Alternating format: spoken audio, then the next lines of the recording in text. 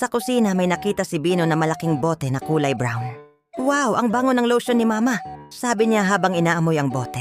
Hindi niya napansin na may nakasulat na gravy. Pumasok si Bino sa banyo at ipinahid ang gravy sa braso, tiyan at pinte. Ang social! Parang manok ako sa fast food, tawa niya. Maya-maya, amoy ulam na ang buong bahay. Paglabas niya ng banyo, biglang humabol ang alagang aso nilang si Chippy. Ano ba? Bakit mo ako dinidilaan? Sigaw ni Bino habang tumatakbo paikot ng sala.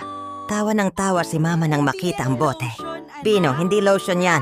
Gravy yan ng fried chicken! Sabi ni Mama. Napakamot si Bino. Kaya pala gusto akong kagatin ni Chippy. Naligo ulit si Bino ng 3 beses para mawala ang amoy gravy. Mula noon, pinabasa muna niya ang label bago gumamit ng kahit ano. Aral, basahin muna ang label bago gamitin ang isang bagay.